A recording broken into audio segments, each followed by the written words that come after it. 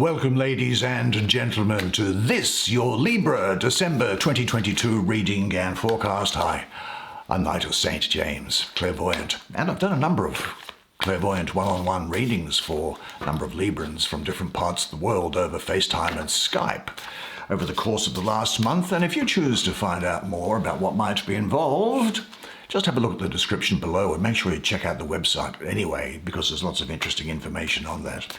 Now, we're going to take 5 cards from a deck called the Thoth deck. Now, the Thoth deck is one which, well, it intimidates a lot of readers, it seems. That is because it is stacked full of esoteric or occult imagery.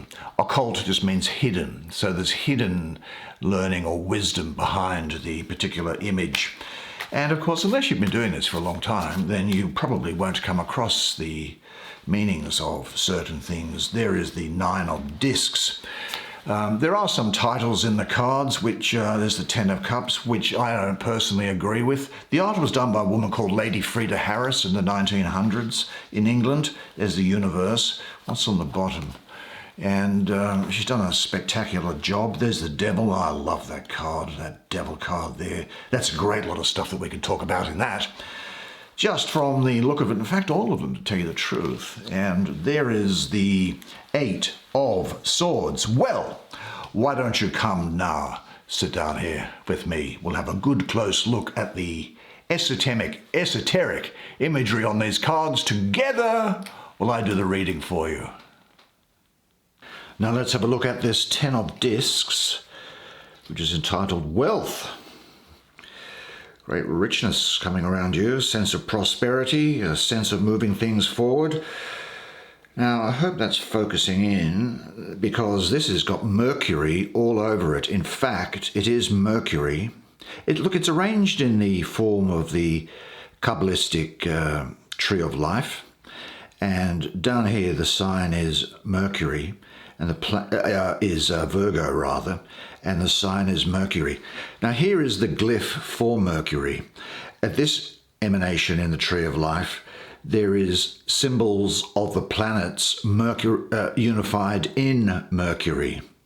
Over here there is Mercury and the Tree of Life. There's a language that a guy called John D. D-E-E, in the 1500s. He came up and maintained that he had received a language called Enochian from the angels. It was a spiritual language. Now that letter there is the letter Pe from that language, and that corresponds to the letter B in English, or Bet, which is associated with the Magician card, which is ruled by Mercury. So Mercury comes in there as well. Here is the Hebrew letter for Bet, which is Mercury. In the middle here, we have Hebrew, which is, let me just read that, that's Raphael in Hebrew. And Raphael is the archangel and angel of Mercury.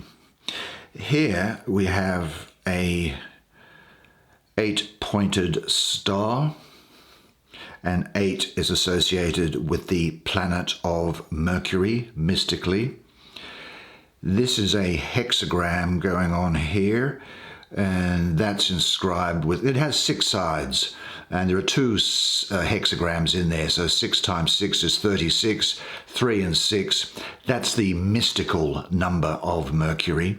And finally, here we have a pyramid, which is composed of the mystical numbers of Mercury, which are 8, 64, 260, 2080.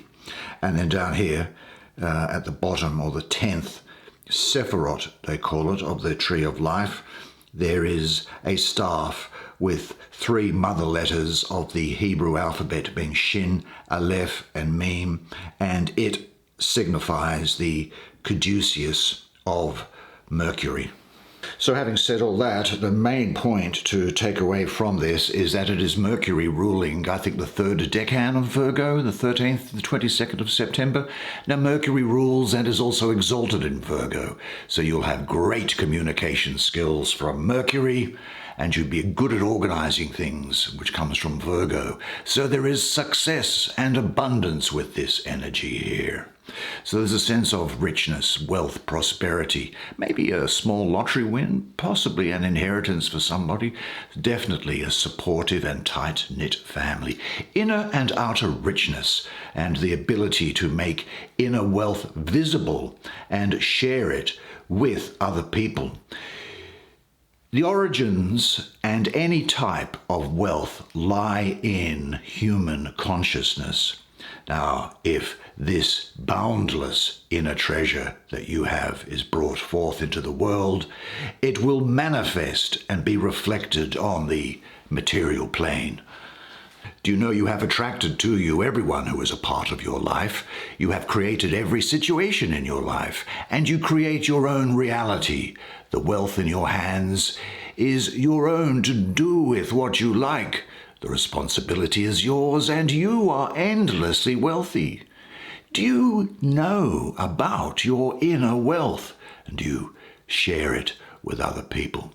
Why don't you take some time and just write down all the qualities which you think constitute your inner riches, and say to yourself, I am internally and externally rich and free, and enjoy everything thankfully and in surrender. Now let's have a look at there's another 10 up here which I'm tempted to take, but I want to deal with this one first because I think that this 10 washes this away. And let's have a look at it to start with. The imagery here, I think, is quite straightforward. Well, there are two long straight swords, are there not, standing in front of 6 knives, and the knives point in. 3 of them point right and 3 of them point left. And in the back, there's a very chaotic energy that's going on. Now, I think that the 2 swords can indicate a choice between 2 courses of action, or maybe just even the inability to find the best action to take. Now, the 6 background knives, they represent, I think, maybe there are too many things on your mind at the moment to think about. I'll get to the astrology in just a second, because the astrology is Jupiter in Gemini, as is pointing there. But look at these knives here. That's a kris knife. That's Indonesian. That's a kukri, a Nepalese knife. That's a scaramax, which is a medieval sword. Then we have a plain dagger here. This is a machete from Latin America. And this is what's that thing called? It's a yataghan, which is a Turkish short sword.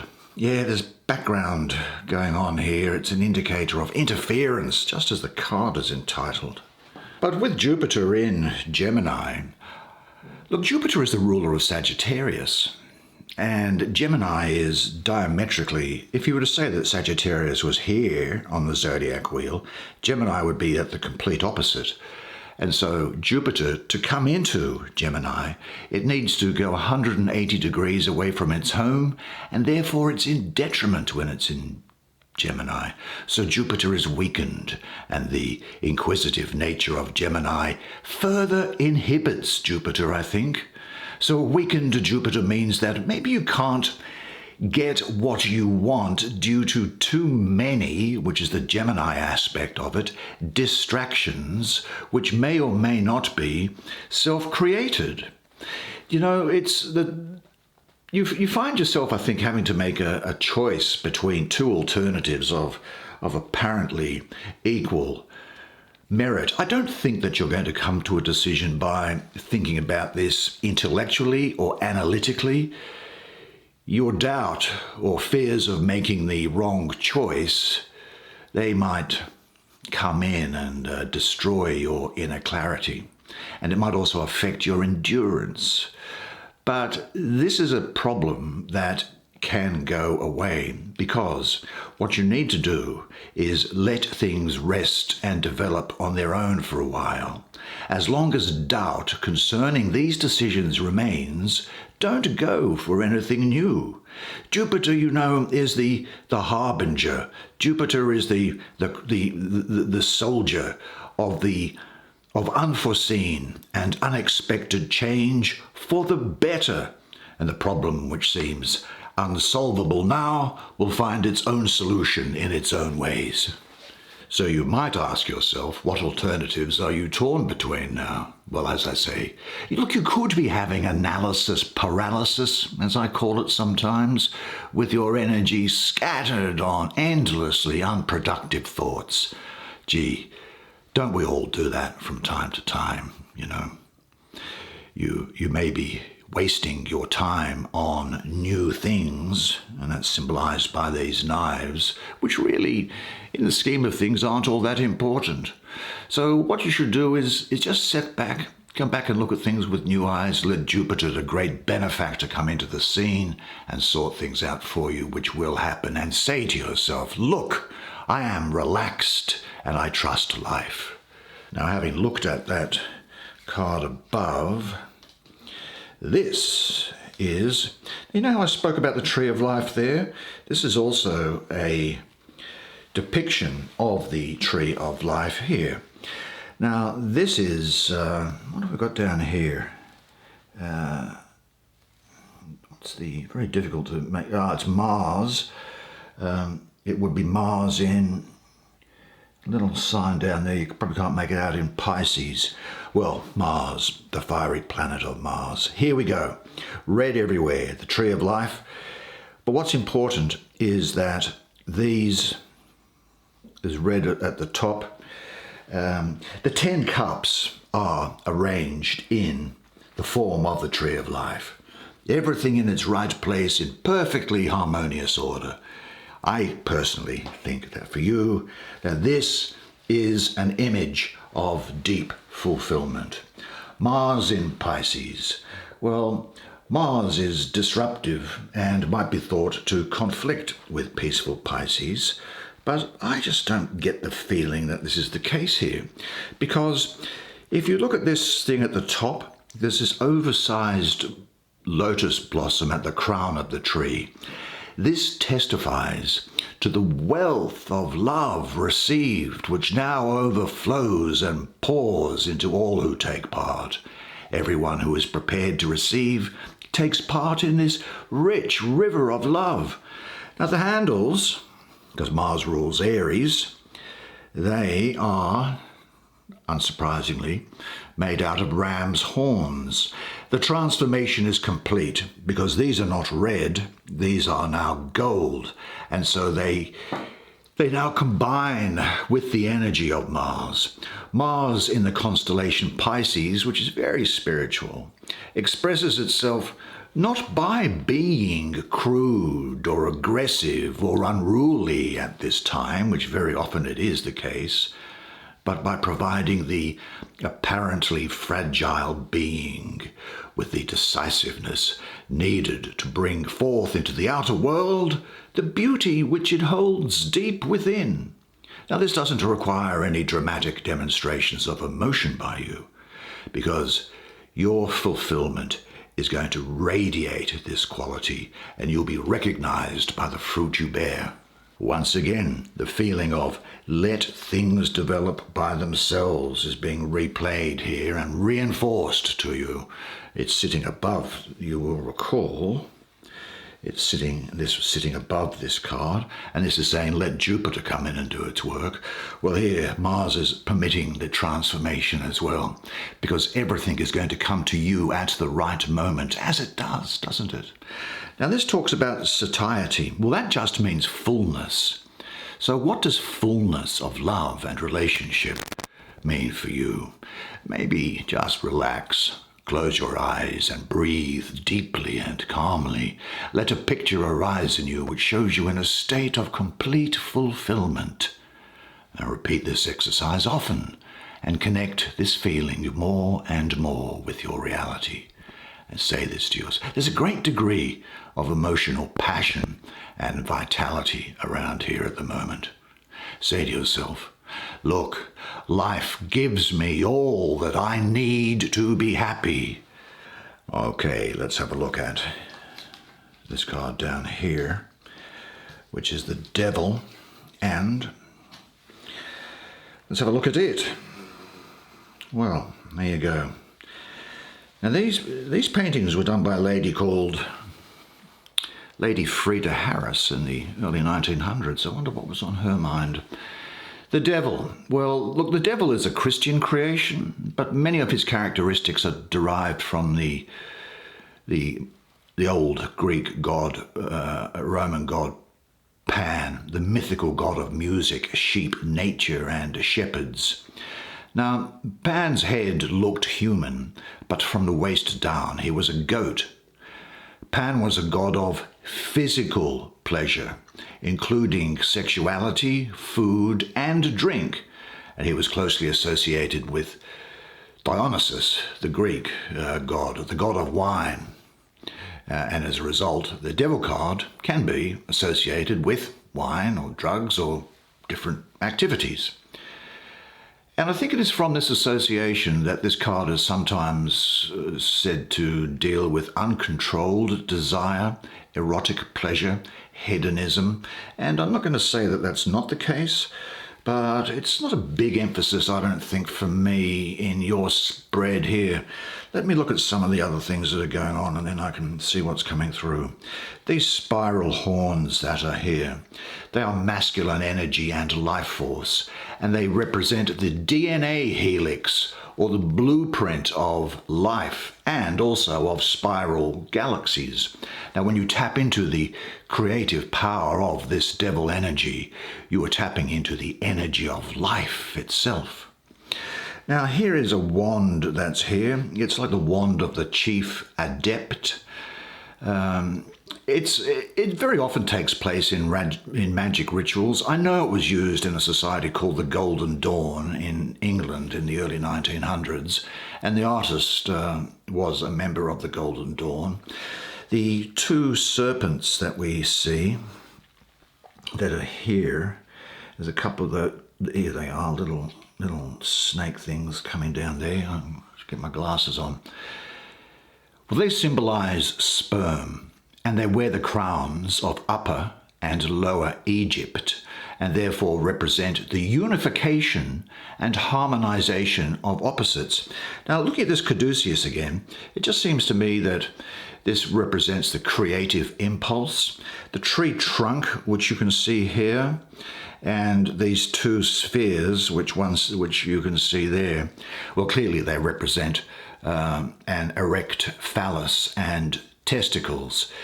Now, the trunk penetrates the rings of Saturn at the top of the card. Saturn is the ruler of Capricorn, and as is shown down here, Capricorn is the sign of this card. What's also interesting for me with Saturn is that Saturn is associated with an area of divine emanation prior to the creation of the material universe that is associated with the number 3, and also therefore with development, with the growth of fetuses, with the creation and growth of life itself. And so here we have female energies penetrated by male energies and the implied creative impulse. And you're probably asking yourself, what are these people who are inside here? Well, here there are 4 ladies. 3 of them are paying homage to the goat. One of them is just lying down. And here there are 4 men, one of them being beaten up, I suppose, or subdued by the Minotaur. What's interesting is that each of these testicles has 10 pairs of chromosomes. So the symbolism in this card, I think, is the process of creation repeated many times, representing the paradox of integrating the worldly and the spiritual life of the spiritual seeker. But there's more to it than that from my point of view, and now that I'm getting here, because I mentioned here that this is Capricorn, whereas Capricorn ruled by Saturn, as we see there. Now Mars, which we saw in this card, is exalted in Capricorn. But it's Mars in its best form, the fiery material energy of creation. And so what we have here is great procreative energy, a new vitality, humor, sensuality, sexuality, creative energy, individuality. The devil is another of the cards in which are most misunderstood. And, you know, you've got to get away from all the popular moral and superstitious ideas. Now, the most important thing to understand here is that this speaks to me, I think, of someone who, you could have tunnel vision about something. It's a period where you're going to be very ambitious. This tunnel vision is there because the devil is usually directed at some material goal. Now that can relate to something to do with your work or an ambition or looking after your own best interests, and there's nothing wrong with that.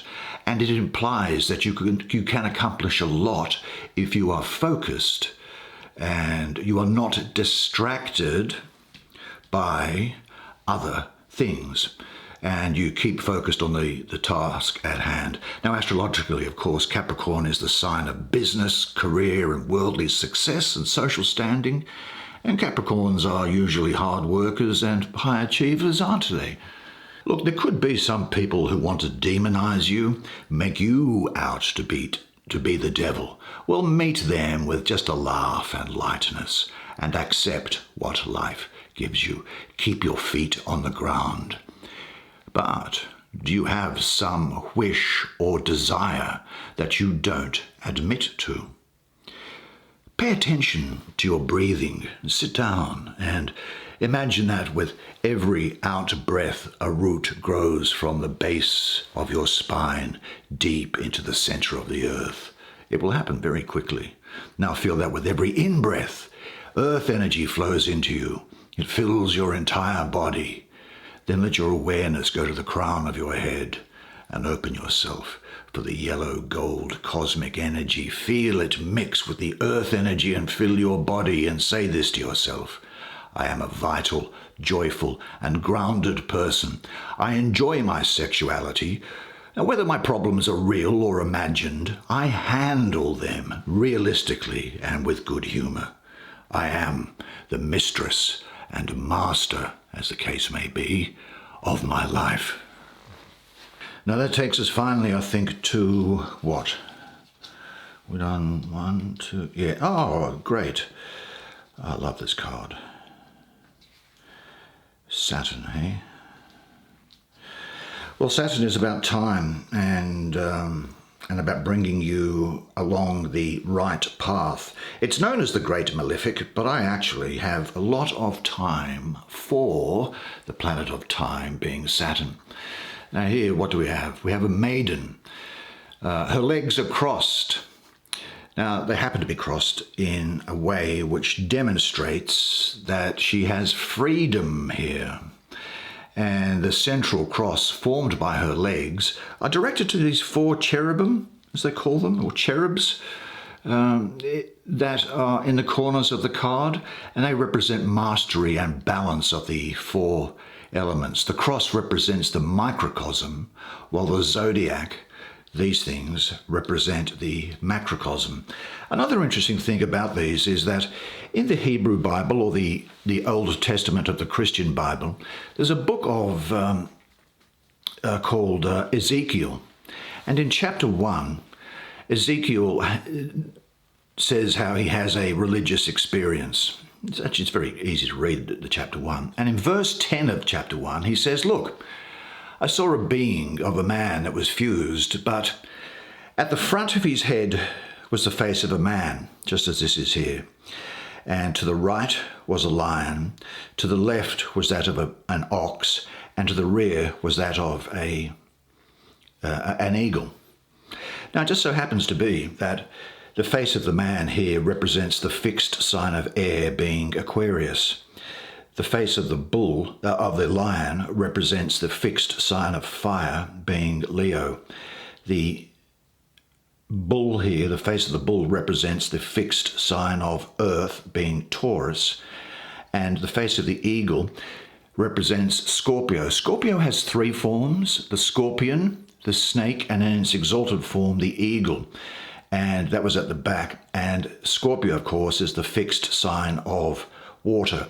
You will recall that each sign has a cardinal aspect, that each element has a cardinal aspect, a fixed aspect, and a mutable or changeable aspect. Now, this is interesting. There's a square of light that is emanating from her. I think the square represents matter and the light inside. Her enlightenment and freedom from matter. Her world has become filled with the light of the divine. She is impregnated and so becomes the mother ruled by Saturn. Now, she is the color gold. Now, the earth normally, for me, is associated mystically with the color black. But here, what's happened is that she has been illuminated by the consciousness of the divinity, and that energy has turned her gold. Now, this serpent, which is coming out of this eye and wrapped around here, it has light and dark collars.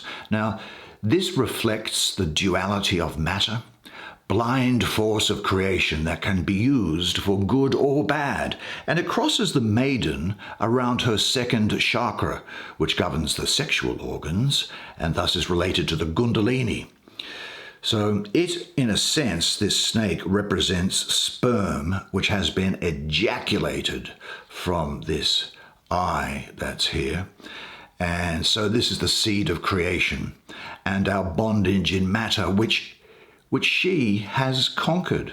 Now, she has a foot on the serpent's head, implies that she has conquered the universe and walked the spiritual path and is now free from bondage of matter. She is the redeemer of Eve. And, Eve was known to have been tempted by a serpent, I think, in that second chapter of, what's it called? Genesis, back in the Hebrew Bible or the Old Testament, the first book of that thing. I would assume that this represents the eye of Horus, but I see no reason why that could not also be associated with the eye of Shiva, which is the destroyer and which is the creator. Enough for that. This suggests to me that this is also a great time, and after you've done this and got rid of this, a time of completion, maybe of travel or liberation of bondage, the burning off of karma. This is the last card of the major arcana, and it closes the circle which began with the Fool. The great task has been brought to completion and returns to the innocence and naivety of the Fool. The drop disappears into the ocean, and the ocean pours into the drop. This is a time when you'll see yourself and the world as it really is. All garments and masks have become superfluous and useless because you are at one with your original nature. You are whirling, caught up in the perpetual dancing motion of the universe. The boundaries of your small eye dissolve in orgasmic union with the universe. So I think that it is really possible for you now to see things as they really are, cutting through illusion. And I think that the stage is set for a new beginning or a favorable completion. The events in your life, they are coming into harmony with the universe. From what aspects of your life is it time to free yourself? Is there a journey or an enterprise waiting for you to set in motion? Trust your perceptions and make a list of all unfinished situations whose resolution would give you a sense of relief. Say to yourself, I love to travel. I love to explore the unknown. I am excited about bringing ideas and creative projects into form.